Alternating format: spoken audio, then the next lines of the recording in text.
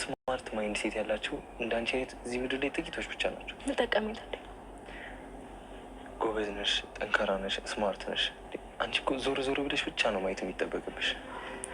ደግሞ እኮ ልጅ ብዙ ወንድ እንዳስቸገረሽ አውቃለሁ። አንተ ግን አንዳንዴ በጣም ተናድደኛለህ። አዋቂነት ልክ እንደማይረባ ሰው ታስባለህ።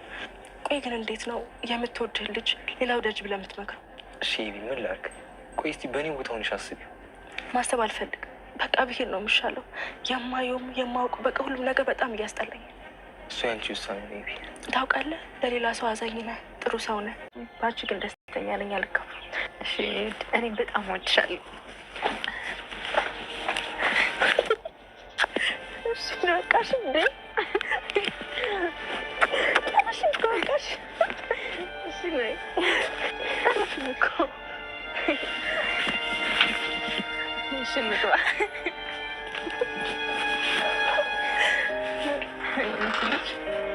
እሺ ቆይ ሳምሽኝ።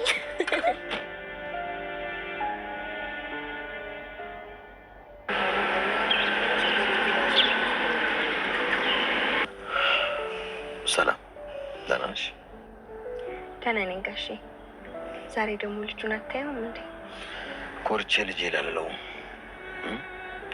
ኮርቼ አደባባይ ላይ ላላቅፈውም ልጄ ብሎ ምን ያደርግልኛል? እኔ እንደው የተዋረድኩ የቀለልኩ አባት ሆኛለሁ። እንዴ ጋሼ፣ በዚህኛውማ ራስን መውቀስ የለብንም እኮ። ለምን አልወቅስም? ዳጣ ባትወለድ ኖሮ ይሄን ታስቢ ነበር? ዳጣ ልጄን አጠፋህብኝ ብለሽ ተበቅልሽ ወይም ደግሞ ልጅሽን ተካሽ? ኧረ ጋሼ በጭራሽ። እኔ አንተን ለመበቀል አስቤ አላውቅም። እንዴ አንተ እኮ በጣም ጥሩ ሰው ነህ። እሱን እንኳን ተይው። ይኸውልሽ ሰላም፣ አሁን በስልክ ለማውራት ስላልተመቼኝ ነው ቤትሽ ድረስ የመጣሁት። እሺ በምን ጉዳይ ልታወራኝ ፈልገህ ነው? እንግዲህ ዳጣ ሁሉንም ነገር አወቀች። የቀረው የኔ መከራ። ይኸውልሽ አሁን ተገናኝተን ስለ ወደፊቱ ሁሉንም ነገር ማውራት መቻል አለብን። ዳጣም ያለችኝ ይሄንን።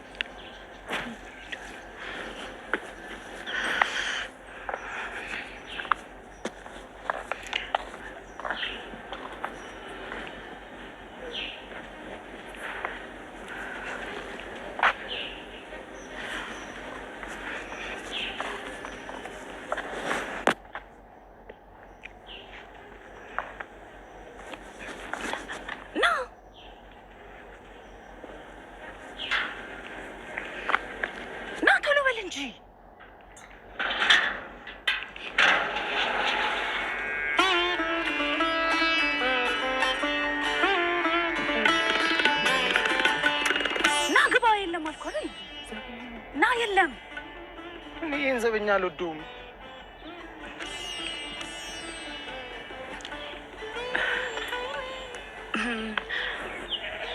አርጁ ማለት አንተ ነህ? አዎ ኤቢዬ ደህና ናት? ቆይ የኤቢ አፍቃሪ ማለት አንተ ነህ አይደል? አዎ ቅድም እኮ እንትን የኤቢ አክስትን ስትኝ ትንሽ ደንግጬ ነበር። እንኳን ደህና ሆንክ።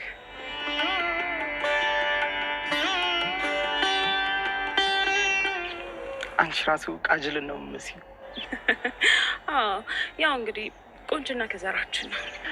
ኤቢዬ ራሱ እኮ ሞናሊዛ ነው የምመስለው። እኔ የምልህ ለምን መሰለህ የፈለግኩ ህንዶች ብዙ ጊዜ ይሄ ጥንቆላ ላይ ምናምን ጎበዝ ናቸው ይባላል እና እውቀቱ አላቸው ይባላል። ለዛ ነበር የፈለግኩ። አዎ ታንትራ የሚባል እምነት አለ።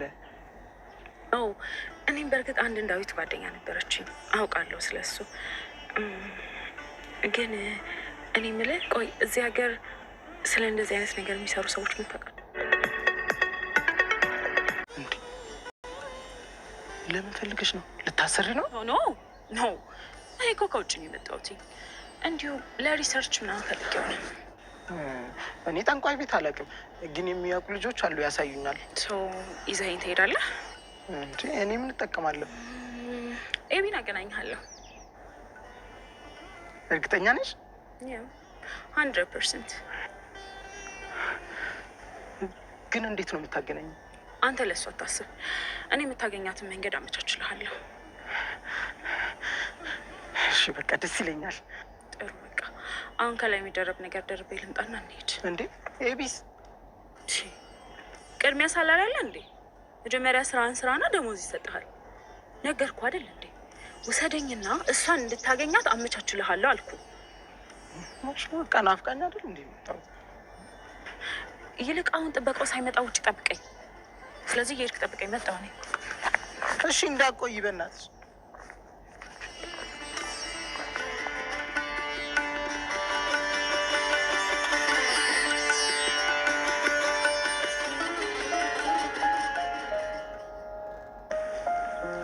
ዳጣ ምንድን ነው ያለች? የማውቀውን የነገረችኝ። አሁንም አቋምሽ ወደ ቤት መመለስ እንደሆነ። እንዴ እሱማ አውጋሽ። ቆይ ሰላም፣ እኔ ባልኖር ምን ጥቅም ታገኛለሽ? ለምንድን ነው የማትኖረው ጋሽ? ቆይ አንቺና ማርታን አንድ ቤት እያኖርኩ የኔ ህይወት እንዴት ይቀጥላል? 20 ዓመት ሙሉ እኮ አብረን ኖረናል። በዛ ዘመን ውስጥ ሁሉ እኮ አንድ ቀን ብቻ ነው ከአንቺ ጋር የተኛው። 20 ዓመት ሙሉ አብረን ስንኖር አንድ ቀን ብቻ ነው ከአንቺ ጋር የተሳሳትኩት። ሁለተኛው ደግሞ የአንቺ ስህተት ነው። ይኸውልሽ ሰላም፣ እቤት ተመልሰሽ በመምጣትሽ ልናተርፍ የምንችለው ጸጸት ብቻ ነው። ሌላ ምንም ትርፍ የለም። ጋሼ በዚህ ጉዳይ እንኳን ልታሳምነኝ አትሞክር እንዴ። ቆይ እኔን አሁን ማን ያገባኛል? ከዚህ በኋላ ምን አይነት ህይወት ሊኖረኝ ነው? ስራ የለኝ፣ ምን የለኝ። እንዴ ህይወቴ ሁሉ የተበላሸው እኮ በአንተ ምክንያት ነው። እና ሁለተኛ ሚስት ልትሆኚ ነው? ቆይ በየትኛው ህግ እንደዚህ ይቻላል? ሁለተኛ ሚስት ልሁንህ አላልኩም። እንደገና ደግሞ ድጋሜ አብረኸኝ እንድተኛ አልፈልግም።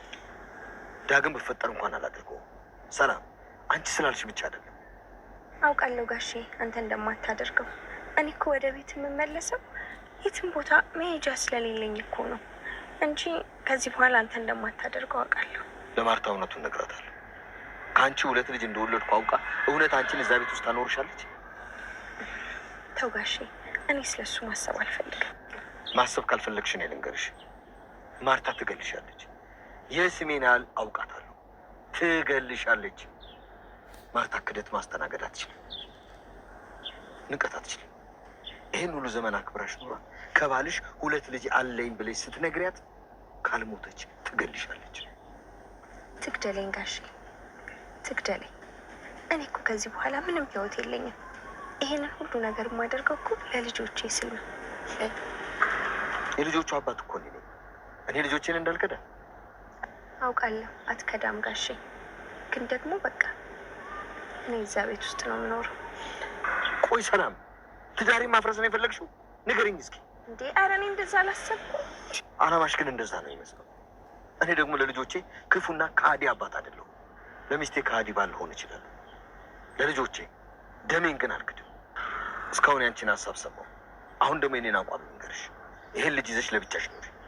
ለኑሮ የሚያስፈልግሽን ነገር በሙሉ ነው ያደርግልሻለሁ። ዳጣን ላንተ ሰጥቼ፣ አንተ እኮ ወንድ ልጅ የለህም። እንደገና ደግሞ ይሄንንም አባብለህ ልትወስድብኝ ነው እንዴ? ህይወቷ መንገድ ላይ የተቀጨው ሰላም እሳ እንዲሁ ሜዳ ላይ ትቅር? እንደዛ ነው የምትለኝ? አትመጭም፣ ወደ ቤትም አትመለሽም። ሰላም አስቢበት። ካልተመለስኩ ለማርታ እናገራለሁ የምትይ ከሆነ ደግሞ እኔ ራሴ ቀድሜ እነግራታለሁ። ተው ጋሼ፣ አንተና እኔ እንደዚህ መሆን የለብንም እንዴ። እኔ እዛ ቤት ውስጥ መኖር ነው የምፈልገው። ልጆቼም ቢሆኑ ከእህቶቻቸው ጋር አብረው ይደጉ። ይኸውልህ ሌላ ነገር ውስጥ ከገባን ግን በዚህ ጉዳይ ላይ የምትጎዳው አንተው ነህ። የልጆቼን ውርስ ልትጠይቂ ነው? ስሜን ልታጠፊው ነው ወይንስ ልጆቼን ልትነጣጥይብኝ? እንደዛ እንኳን እኔ አልጨክንም። አንተን የመጉዳት ጭራሽ ነው ሀሳቡም የለኝም። የኔ አቋም ይሄ ነው። ቤት በጭራሽ አትመለሽም። አነስ ያለች ቤት እንፈልግና እገዛልሻለሁ። አይ አልፈልግም። እንደዛ ከሆነ እንግዲህ የሚመጣውን አብረን እናያለን።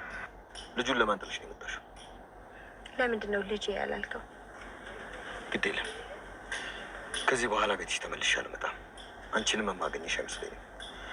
አሁን እንግባና ልጁን አይቼው ልውጣ።